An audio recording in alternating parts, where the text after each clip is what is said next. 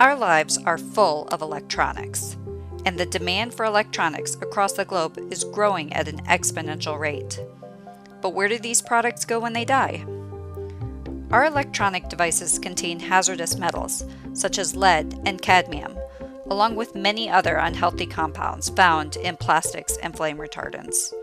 Unfortunately, only about 15% of electronics produced in the world are properly recycled in approved facilities.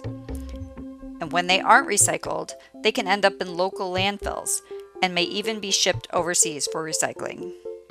Although the overseas recycling of electronic waste, or e-waste, can create jobs and important economic gains for people in low and middle income countries, the informal recycling methods that are used cause the release of hazardous compounds, which are normally safely contained within the product housing.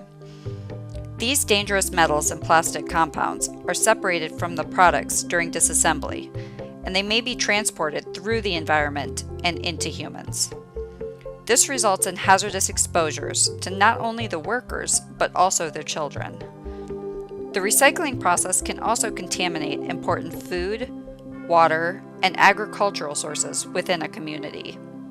So while we work hard to protect the health of people within these recycling communities by finding safer recycling and disposal methods, please consider the end-of-life impacts of your electronic products when purchasing new devices, and reduce, reuse, then recycle.